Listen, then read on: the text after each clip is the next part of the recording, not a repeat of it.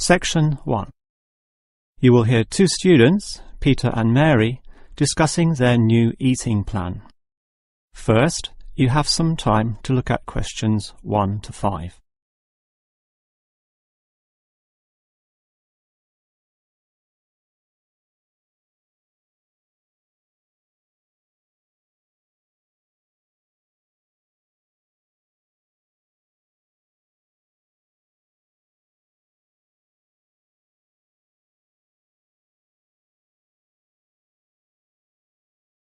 You will see that there is an example that has been done for you. On this occasion only, the conversation relating to this will be played first. Okay, Mary. I know I'm putting on weight with all my bad eating habits. That's right. Chocolate bars, pizzas, and all washed down with litres of soft drink. And with all the sugar in soft drink, I think we can say you're definitely overindulging, don't you think? Peter consumes far too much soft drink, so soft drink has been written in the space. Now we shall begin. You should answer the questions as you listen, because you will not hear the recording a second time. Now listen carefully and answer questions 1 to 5. Okay, Mary. I know I'm putting on weight with all my bad eating habits. That's right. Chocolate bars, pizzas, and all washed down with litres of soft drink. And with all the sugar in soft drink, I think we can say you're definitely overindulging, don't you think? I know. I intend to definitely stop drinking that from now on. And that's part of the sensible eating plan that we have agreed we need to formulate. One that we can both follow. That's right. Sensible and practical. Allowing us to indulge in some sweet foods on occasions. On rare occasions. And we're going to cut out all the pizzas and hamburgers. Well, not totally. I thought you said pizzas could be eaten once a week. You know how I like pizzas. No, I said once every 2 months. Once a week was ice cream, not pizza. Yeah, that's because you like ice cream. I prefer pizza. Peter, if you want to lose weight, you need to be disciplined in both what you eat and what you do, which brings us to the issue of exercise. That's right. So, jogging twice a week and hiking on Saturdays, right? No, hiking is Sundays, allowing Saturdays for the light walking exercise. I've investigated and discovered there are a lot of walking trails around this suburb, with many beautiful places if you just look around. So what's happening this Saturday? A walk around the city? That's later in the month. This Saturday we'll visit Pine Park. Hill Park is nicer, with great views too. Yes, but we have to travel too far to reach Hill Park, so I ruled that out, and I love the smell of pines. And what about the weekday meals? Salads every night, I suppose. No, it's important to vary the meals so that the food remains interesting and fun. The only common factor is the fruit juice, but otherwise we'll have a variety of healthy fare, from salads to fish to lean meat. I'd rather have meat every night, but you're the boss. If you want to lose weight, you'll have to accept this program, okay? Okay. Before you hear the rest of the conversation, you have some time to look at questions 6 to 10.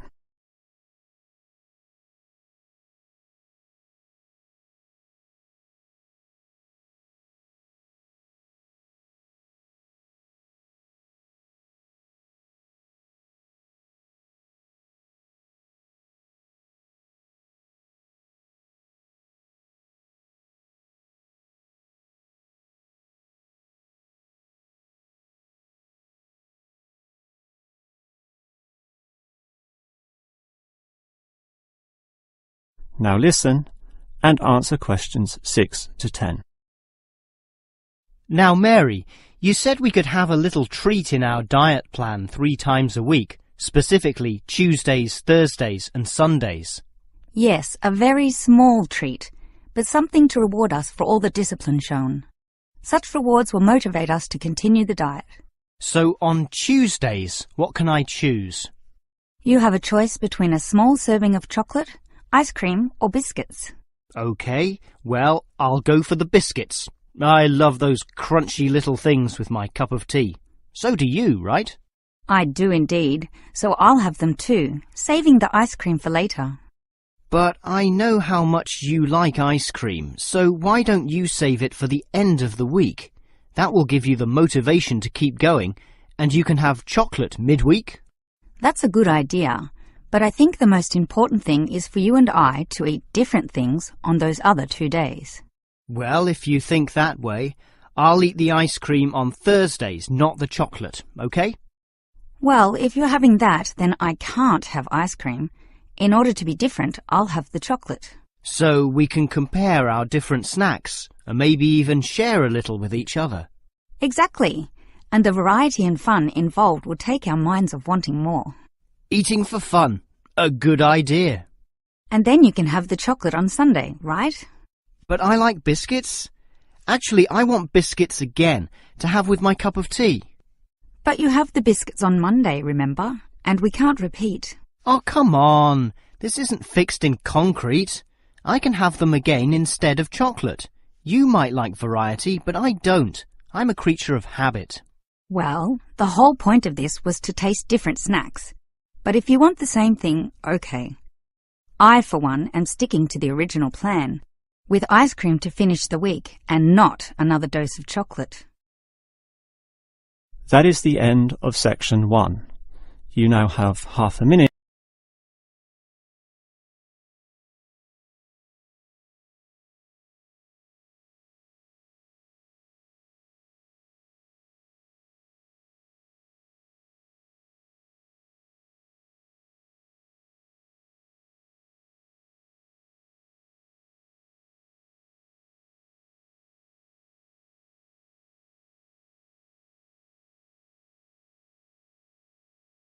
Section 2. You will hear a childcare worker telling some mothers about the advantages of her centre. First, you have some time to look at questions 11 to 16.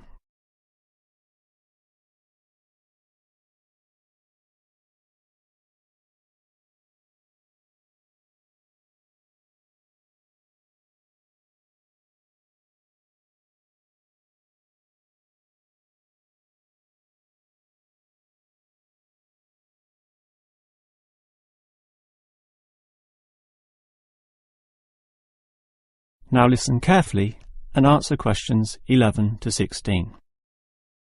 Hello everyone, and welcome to the Stanfield Childcare Centre. Now I know you're all new mothers and you like to cling to your children. You've certainly spent a lot of time raising them to the age of 4 and are perhaps reluctant to leave them here at our centre. Well, one of the first things you should understand is that here it is safe. Very safe. Look around and you'll see that every room has padded walls. Other centres have standard painted walls, but here we have invested a lot to ensure your children will not hurt themselves when running around and possibly tripping over. This padding extends around all corners. That is, the areas most likely to bruise and cut your active little child. So, you can rest assured that any accidents of a physical nature are not likely to happen here. Now, you don't want to dump your child at this centre and let them waste their time. You want them to learn, and that's one of the greatest assets of our establishment. Our staff are not only trained childcare workers, but all of them have a special skill which they can impart to your child. Whether it be teaching the ABC, some basic mathematics, artistic skills, or physical education. We are particularly known for our preschool literacy program, and have a wealth of learning toys specially designed to develop your child's potential. Of course, one concern many mothers have is that, in environments such as these, colds and flus and other viral nasties can be easily spread around. It's a very legitimate concern, and one which we take seriously, and we pride ourselves on our precautions. For a start, unlike most centres which clean with standard detergents, we disinfect every service at the end of every day, using a special disinfectant wash. Some places just wipe surfaces daily with a damp cloth, but not us, and that's just the start. We also physically check your children when they arrive every day.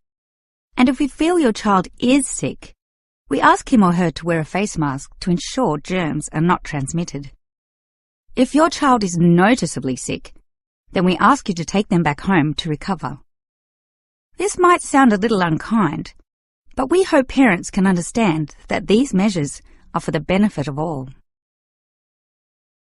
Before you hear the rest of the talk, you have some time to look at questions 17 to 20.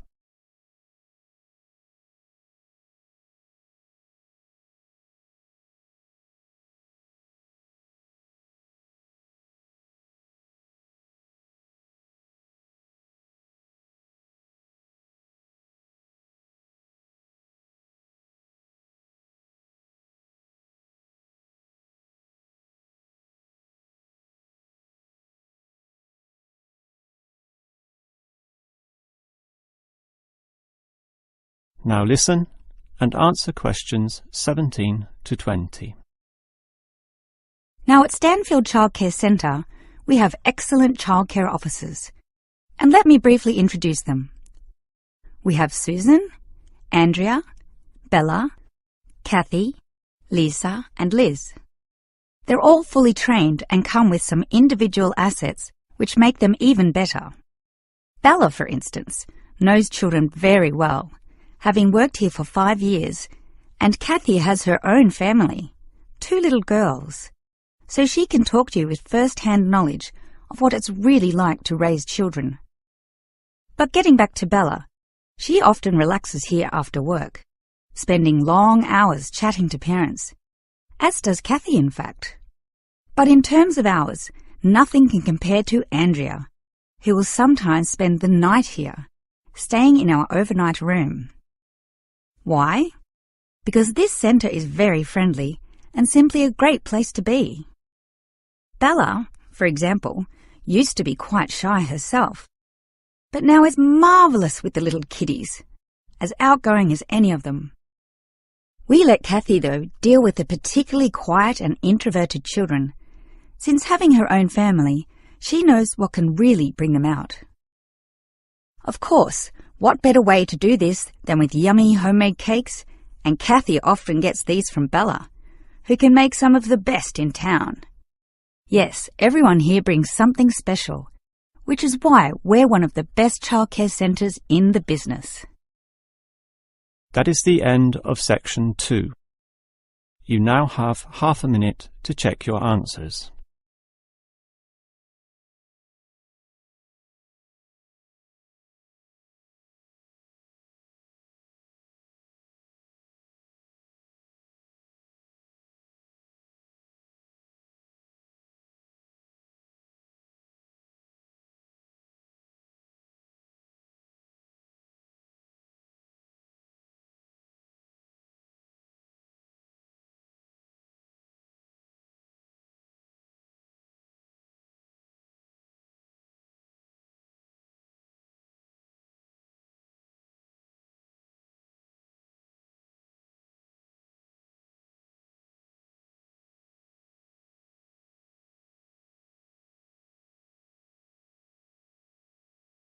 Section 3.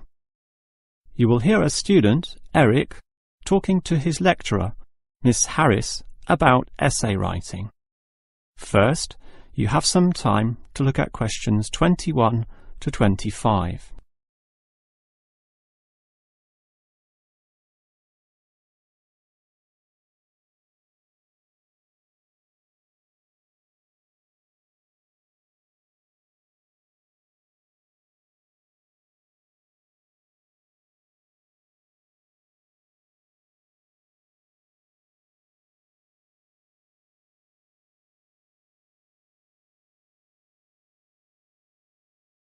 Now listen carefully and answer questions 21 to 25.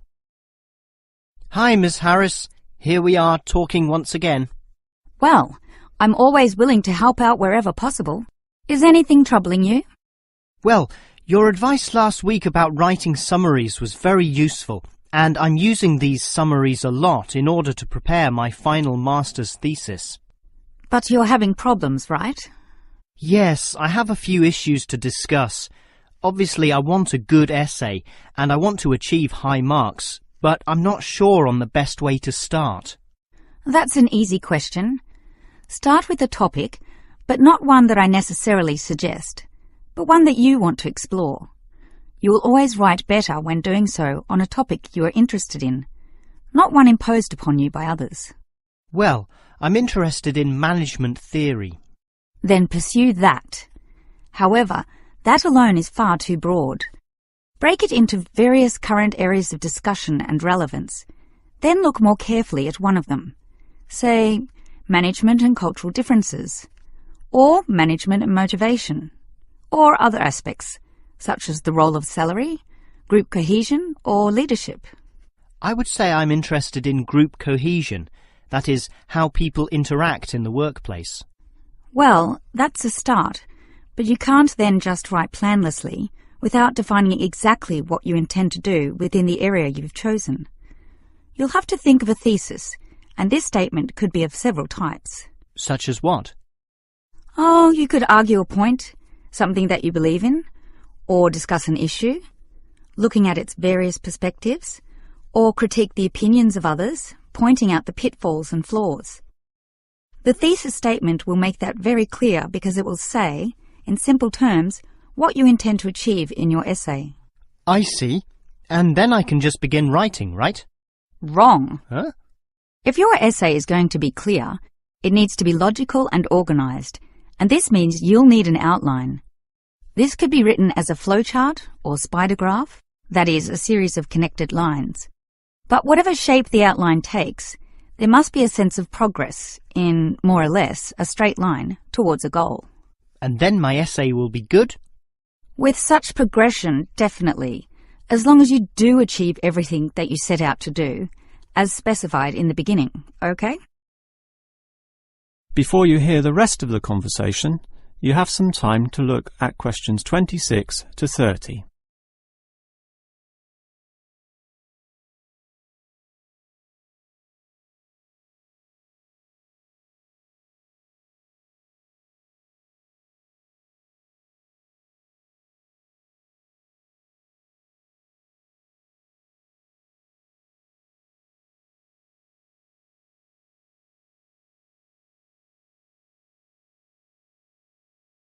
Now listen and answer questions 26 to 30. Well, Ms. Harris, your advice about essay writing all sounds very useful, solid and step-by-step, so I'll certainly follow that. But can you tell me in more general terms, what constitutes the best essay? Oh, there are many aspects to consider, but one of the most important is certainly original thinking. The best essays are written by people who think for themselves, and not just copy or imitate established views. I think I can do that. But remember, you can't just give a list of unsupported assertions.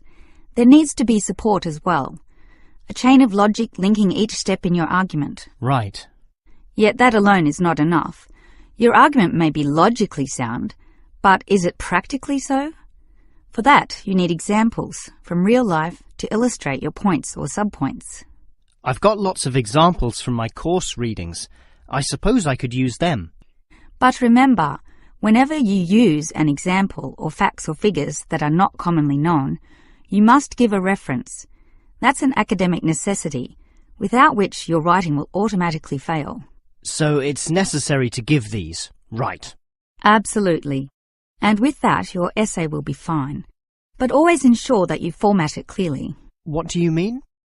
I mean the practical considerations, as written in the University Style Guide, such as leaving appropriate margins, using double spacing, Arial font, and so on. You see, your writing must look good as well as be good. I can certainly do that. And finally, related to the previous point, you need to respect the number of words required. Your individual lecturers will give you a word count figure, so follow what they say, making your essay neither too long nor too short. Perhaps 10% either way should be acceptable. 15% was common when I was younger, but it's a lot stricter now, and 20% would be pushing the boundaries just a little too far. I guess I can do all that. Thanks for your advice. That is the end of section 3. You now have half a minute to check your answers.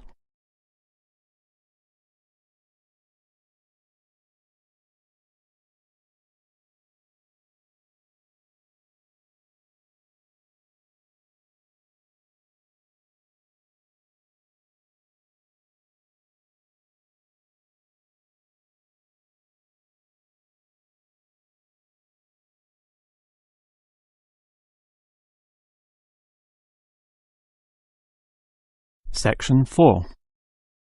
You will hear a lecturer discussing the history of people's beliefs regarding whether the Sun or the Earth is at the centre of the solar system. First, you have some time to look at questions 31 to 33.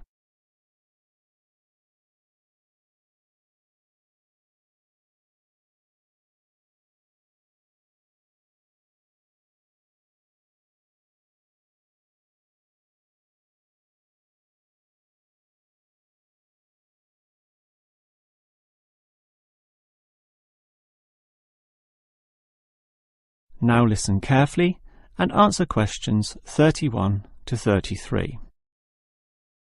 In the night sky, the stars appear to revolve around the Earth, rising in the east and disappearing in the west.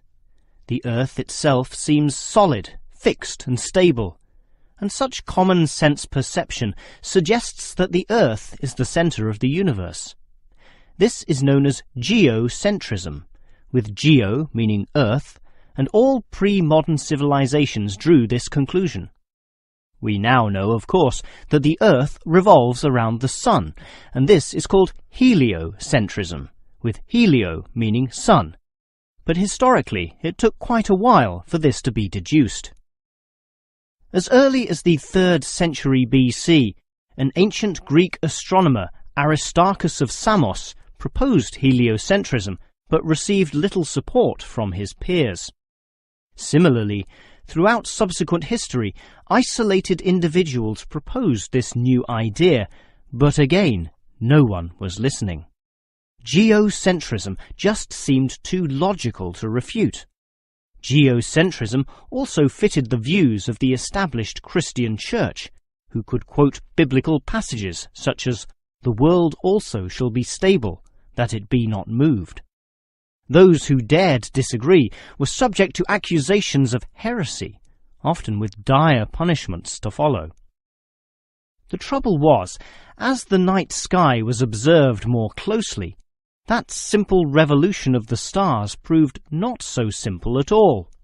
In relation to the other stars, some steadily wandered in given directions, then sometimes reversed for months, and disappeared altogether.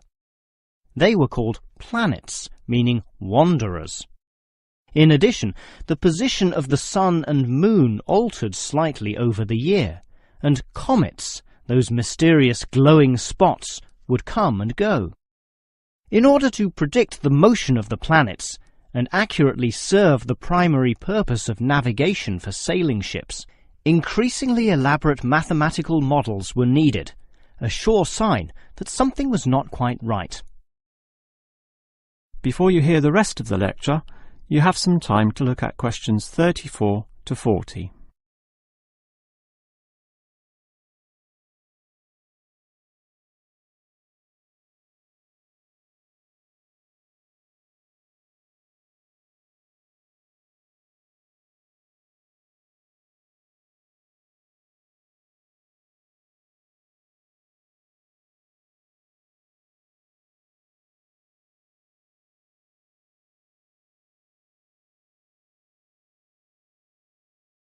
Now listen and answer questions 34 to 40. Heliocentrism, or the belief that the Sun is the centre of the solar system, still needed a mathematically sound description before it could be scientifically accepted. And it was a Polish astronomer, Nicholas Copernicus, who in 1543 first published this. This event is sometimes referred to as the Copernican Revolution. Copernicus himself certainly feared the consequences of his proof, knowing full well it might invoke the anger of the established church. Probably for this reason, he waited until the last year of his life, when he was sick and dying, to release his findings. In addition, the preface of the book, written by a respected member of the church, stated that the model was not necessarily correct. As a result of this, there was no revolution whatsoever. In fact, the book received scant attention in the subsequent decades, apart from a few irate clergymen who angrily dismissed the whole scheme as irrelevant. Yet the following generations of astronomers did not always fare so well. The Italian scientist Galileo got into trouble, as did a fellow Italian with the surname Bruno, Giordano Bruno, who was burnt at the stake. Yet ultimately nothing could slow the spread of heliocentrism across Europe.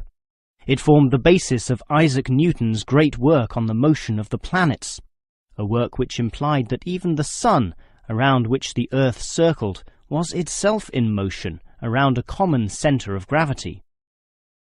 No discourse about heliocentrism could finish without mentioning that, somewhat unbelievably, there still exist those today who choose to believe that the Earth is the centre of the universe. Modern geocentrism is usually the result of literal interpretations of the Bible, which is the cornerstone of these people's beliefs. They, therefore, also believe in creationism, that is, that a God created everything, and while we may smile at this, it is sobering to consider that surveys have revealed that up to 10% of British people, 12% of Europeans, 20% of the USA, and 25% of the Middle East still hold the belief that the sun revolves around the Earth. One can only wonder what Copernicus would have thought of this. That is the end of section 4. You now have half a minute to check your answers.